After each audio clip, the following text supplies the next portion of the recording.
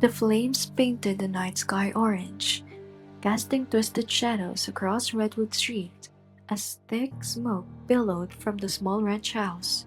Marcus Sullivan adjusted his breathing apparatus and charged through the front door with his crew, the heat hitting him like a physical wall. 20 years the Force had taught him to move fast and think faster. Inside, the visibility was almost zero. The crackling of burning wood mixed with the distant sound of sirens and shouting neighbors. Marco swept his flashlight beam across the living room, searching for any signs of life. His partner Tommy called out from the kitchen area, but Marco pushed deeper into the house. That's when he heard it, a weak cough coming from what looked like the back bedroom. He navigated around overturned furniture and fallen picture frames, his boots crunching on broken glass. The heat was getting unbearable, even through his protective gear. In the bedroom doorway, Marco's flashlight beam cut through the smoke and landed on a figure pinned beneath a heavy wooden beam that had fallen from the ceiling. The man's oxygen was running out. Marco could see him struggling to breathe. As Marco moved closer, ready to call for backup to help lift the beam, the man's head turned towards the light. Through the haze and soot, their eyes met. Marco's blood went cold. The weathered face, those familiar dark eyes, the scar above the left eyebrow, it was unmistakable. His father. In that moment, the fire was no longer his enemy. It was everything between them, burning. Have you ever had to face someone from your past you weren't ready to see? What would you do if it happened in a life or death moment? If you want to see how Marco confronts the fire and his father, don't forget to subscribe for the full story. 4 hours earlier, Marco had been going through her usual routine at Fire Station 15. He'd arrived at 6 a.m. sharp, same as he had for the past 2 decades. The guys knew better than to expect small talk from Marco Sullivan in the mornings. He was all business, checking equipment, reviewing emergency protocols, and maintaining the trucks. In the equipment room, Marco opened his locker to grab his spare gloves. Inside, among his personal items, sat a photograph face down against the back wall. It had been that way for 12 years. He never looked at it anymore, but he never threw it anyway either. Some things you just learn to live with. The other firefighters respected Marco's quiet nature. He was their most experienced rescue specialist, the guy you wanted with you when things went sideways. But they also knew there were parts of his past he didn't talk about. Everyone had their ghosts. Marco had grown up in the same town, back when his father was still around, before drinking got worse, before the fights that shook the walls, before that final night when his old man walked out and never came back, leaving Marco's mom to raise the kids alone. Marco was 16 then. He'd sworn he'd never end up like his father, and he hadn't. He dedicated his life to saving people instead of abandoning them. The morning shift was winding down, quiet except for the hum of the overhead lights and the hiss of the coffee machine. Marco was tightening a coupling on one of the hoses, the kind of maintenance test he'd done 1,000 times. When the station doors rattled with a sudden gust of wind, he glanced up at the sound, feeling that old tug in his gut, the sixth sense that years on the job had given him. Then, the alarm bells shattered the silence. The loudspeaker crackled to life. The dispatcher's voice clipped and urgent. Engine 15, Truck 15, respond to the structure fire. 412 Redwood Street. Multiple reports of a person trapped inside. Redwood Street. The name hit him like a hammer. He hadn't thought about that neighborhood in years. Not since his boyhood. Not since him. Marco's hands moved automatically, securing his gear, but his mind buzzed with static. Just another call, he told himself. Just another chance to bring someone home safe. But deep down, he knew better. This wasn't going to be just another fire. The house at 410 Redwood Street looked less like a home and more like a giant torch when Marco's truck screeched to a stop. Flames clawed their way up the siding, spitting sparks into the night sky. Neighbors clustered on the curb, in robes and slippers, their faces twisted in helpless horror. Some pointed at the windows where fiery light pulsed like the heart of a beast trapped inside. An elderly woman, her hair rubbed hastily in curlers, clutched Marco's arm as soon as he stepped down from the rig. "There's someone inside," she cried, her voice ragged. "I swear I saw him at the window 10 minutes ago. Then the smoke, oh God, the smoke swallowed him." Marco didn't answer. He just gave a quick nod, signaling his crew with a sharp flick of his glove. His eyes, however, never left the house. The roofline was already sagging, black edges glowing like lava as the fire ate its way through. They had minutes, maybe less, before this place became a tomb. "Tommy, you're with me," Marco barked. "Jenkins, get that line on the roof. Buy us as much time as you can." Every second counted. Every choice carried weight. The moment Marco shoved open the door, the heat hit like a wall. It was the kind of heat that didn't just burn your skin, it pressed into your bones, trying to melt you from the inside out. Smoke filled his mask, a dense gray that swallowed light and blurred edges. Even Tommy, only an arm's length away, was little more than a silhouette. Still, they pushed forward, flashlights slicing the black haze. Marco's beam caught fragments of a life interrupted. A coffee cup abandoned on an end table, reading glasses folded neatly on yesterday's newspaper, and a pair of worn slippers played on the rug as if someone had just stepped out of them. It was a haunting glimpse of a normal life colliding with catastrophe. Somewhere deep in Marco's chest, something stirred. The house smelled faintly of burnt wood and something else, something familiar.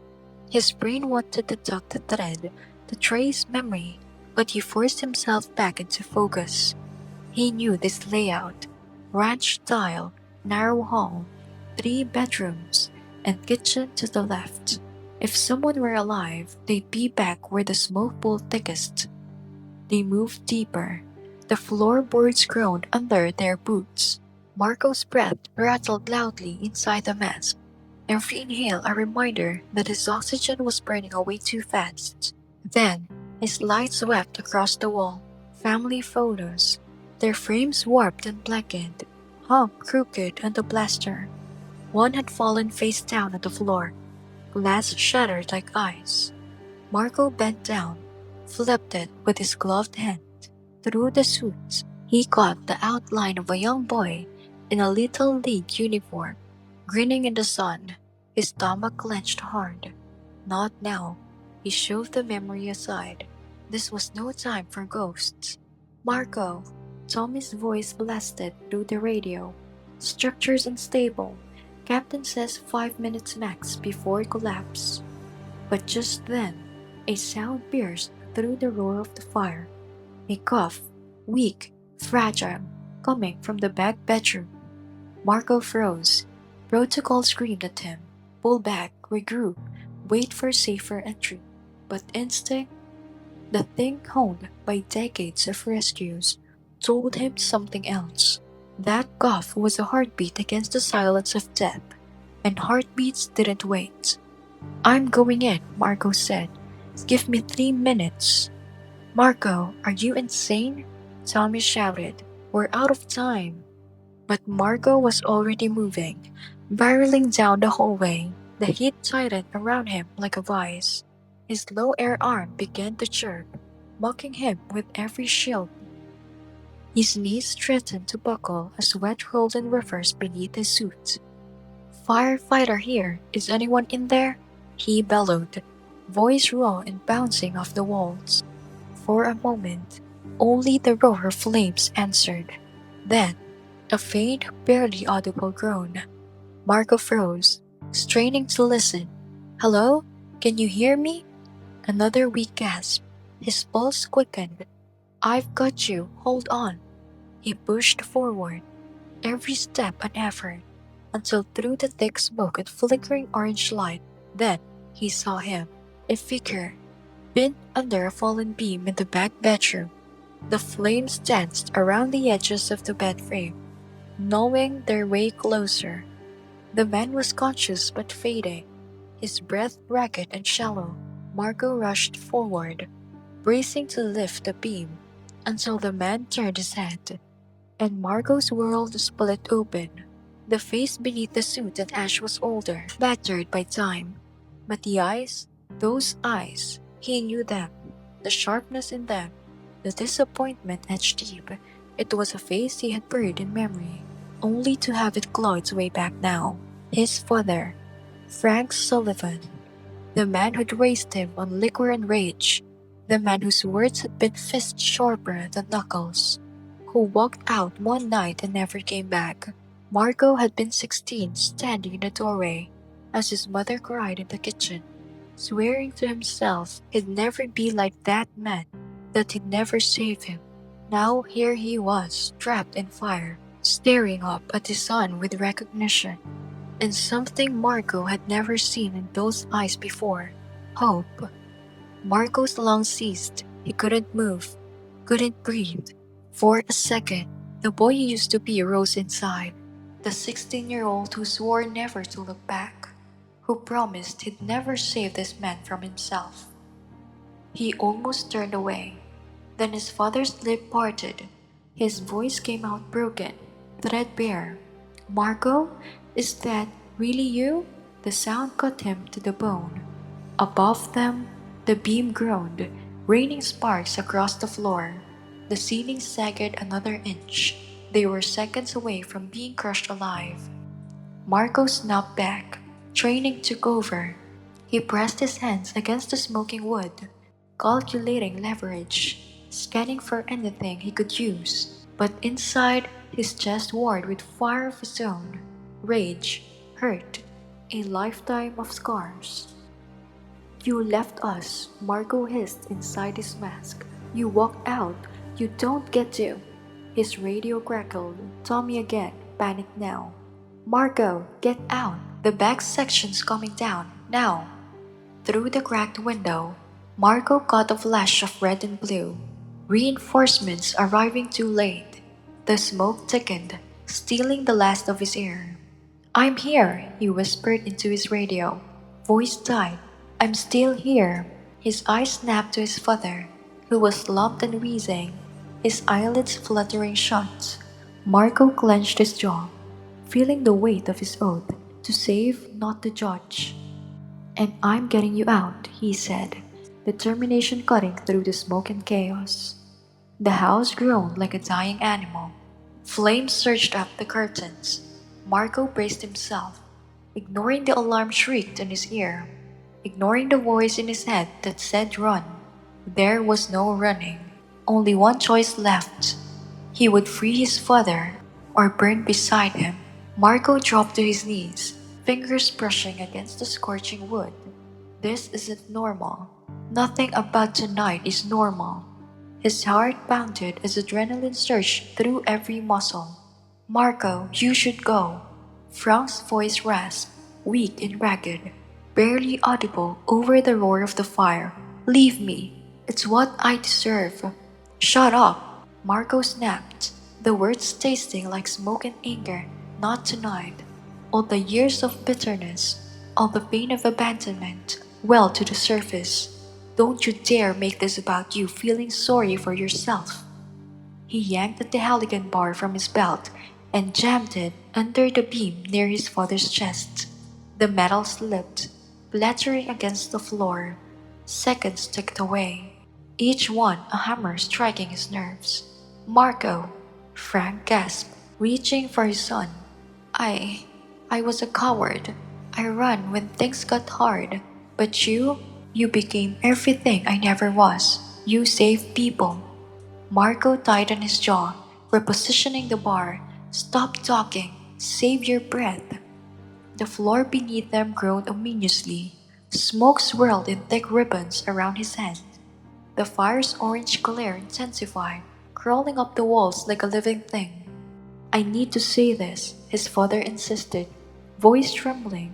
"I heard you, your mother, but you—" "Not tonight," Marco interrupted, muscles straining against the bar, sweat boiled inside his mask, hot and suffocating. "Tonight, you're someone who needs help, and I don't leave people behind." The Halligan bar shifted slightly, just slightly. Marco wedged a piece of broken furniture under it, leveraging every ounce of strength he had. Pain flared in his back, screaming, but he ignored it. "Focus, move, save him." "Almost got you," he muttered, teeth gritted. He pressed with every ounce of strength, pushing against the beam while inching Frank backward, away from the crushing weight. Dust and plaster rained down, stinging his skin and clogging his lungs. A sharp crack echoed overhead. The ceiling trembled, but Marco held his ground, his eyes locked on his father. Inch by inch, he freed Frank's torso, then his legs. Finally, with the surge fueled by fear and rage, he lifted his father completely out from under the beam. The ceiling chose that moment to give way. Marco threw himself over Frank, shielding him as chunks of plaster and wood slapped around them. A jagged piece struck his helmet, rattling his teeth. Through the ringing in his ears, he heard Tommy shouting from deeper in the house. "Can you move?" Marco asked, voice strained. "My leg can't." Frank groaned, sharp pain radiating from his lower body. Without hesitation, Marco hoisted his father onto his shoulders in a fireman's carry, every muscle screaming, and started towards safety. Each step across the burning floor felt like walking on a trap. Flames licked the hallway as the boards groaned beneath them. Halfway through the living room, Marco spotted a weakened section and took a running leap, his father still slumped across his shoulders. Time slowed. Orange flames framed his father's terrified eyes. The beam above groaned its last warning, and the fire's roar pressed against his eardrums. They landed, safe for now. Smoke stung his eyes, lungs burning, but his father was breathing conscious. That was all that mattered. "Tommy!" Marco shouted, his voice hoarse, adrenaline sharpening every nerve. "I need help." "Here, this way," came the reply, closer than he expected. Through the thick smoke, Marco spotted Tommy and two Engine 12 firefighters cutting a path through the front door. Hose lines sprayed arcs of water, hissing as they met the fire, but the roof above groaned ominously. One wrong step and it would collapse. "Got a victim," Marco called, his voice trembling with strain. "Broken leg, possible smoke inhalation." Jenkins stepped forward, ready to help, but Marco waved him off. "I've got him. Clear the path." Every step was agony. His back screamed, his legs quivered, and his father's weight felt heavier with each labored breath. The hallway stretched endlessly, a gauntlet of fire, smoke, and cracking timber. "Almost there, Dad," Marco whispered, not fully realizing he'd said it aloud. A beam above them creaked and snapped. Marco froze for a heartbeat. "Don't fall. Don't let it fall." He lunged forward, carrying his father over the collapsing section of floor. Dust and sparks rained down around them. Finally, the front door loomed ahead. Marco searched the last few feet, muscles burning, lungs gasping, and they tumbled onto the lawn just as the roof gave way entirely. Behind them, the house surrendered to flames in a thunderous roar. Paramedics swarmed immediately. Marco waved them towards his father, but one paramedic blocked him. "You're not going anywhere, Marco," he said firmly, shining a penlight in his eyes. Smoke inhalation, back strain, and shock. Marco's gaze drifted to his father. Frank was alert, suit streaked, answering questions with clipped breaths. 26 years of silence ended not with words but with survival. Neighbors had gathered safely at a distance. Snippets of murmured awe reached him. That's his son. Carried him out himself. Captain Rodriguez appeared at his side. Hell of a thing, Sullivan. This one's going to stay with me. Marco nodded, throat raw, words failing him. He looked at Frank, a man who had caused him so much pain, left a 16-year-old to fend for himself. And yet now, nothing else mattered. You came back, Frank whispered, eyes glistening. Even for me, even after everything. Marco exhaled sharply, muscles trembling. The oath I took, the promise to protect and serve, this is what it meant. It's what we do, he said, voice rough with smoke and emotion. We don't leave anyone behind. Frank's eyes filled with tears. I left you behind. Yeah, Marco said simply, letting the honesty hang in the air like smoke. Painful, but strangely cleansing. As paramedics prepared Frank for transport, Marco made a choice. Despite the pain, exhaustion, and pounding adrenaline, he stepped forward. Where are you taking him? He said. Oakwood General Hospital. X-rays for the leg. Observation for smoke inhalation. Marco glanced at his father. Wariness and hope mixing in those tired eyes. 26 years of silence stretched between them. Yet sometimes, the most important journeys are the silent ones. Mind if I ride along? Marco asked. Frank nodded, unable to speak. Marco climbed into the ambulance, ignoring the ache in his body and the surprised stares from his crew. As the doors closed and the ambulance pulled away from the burning house, Marco realized that saving someone sometimes meant more than pulling them from the fire. Sometimes, it meant walking back into the flames of your own past, carrying not just their weight, but the weight of years between you. Marco's boots crunched on the sidewalk outside Oakwood General Hospital, the crisp evening air carrying the faint smell of smoke from the fire still smoldering in his mind. A small crowd lingered near the hospital entrance, whispering, pointing, some snapping photos with phones. Headlines in the local papers had already declared him a hero. Local firefighter rescues estranged father from the house fire. Marco ignored them, though it wasn't easy. He'd always been private, and having strangers dissect his family history in grocery store lines and coffee shops left him uncomfortable. Captain Rodriguez's voice echoed in his mind. People need to see heroes aren't just in movies. They're right here, in their communities, making hard choices every day. Each evening after his shift, Marco visited his father. Their conversation started with cautious topics: Frank's recovery, the insurance claim on the house, and where he might live once released. Words were measured, tentative, but slowly, like sparks catching in dry wood. They edged towards the harder truths. I know it doesn't fix anything, Frank admitted one night, his voice low. But leaving you kids, it was the hardest thing I ever did. I thought I was protecting you from the mess I'd become. Marco nodded, sipping coffee he hadn't tasted in weeks, letting the weight of that confession settle without rushing. Forgiveness didn't come all at once, it never did. But each night, they chirped away at years of silence. The real change came in small, almost imperceptible moments. Frank mentioned he'd been sober for 8 years, asking after Marco's mother genuinely, pulling out a worn newspaper clipping of Marco being commended for saving a family from a car accident years ago. I kept track, Frank admitted quietly, not enough to interfere, but enough to know my son became a good man despite having a lousy father. 3 weeks later, Marco sat in the station break room, nursing a cup of coffee, when rookie Danny Reeves slid into the seat across from him. Hey Marco, Danny began, hesitating. Can I ask something personal? Marco lifted his gaze. Shoot. Danny swallowed. That fire a few weeks back with your dad, was it worth it? Risking your life for someone who...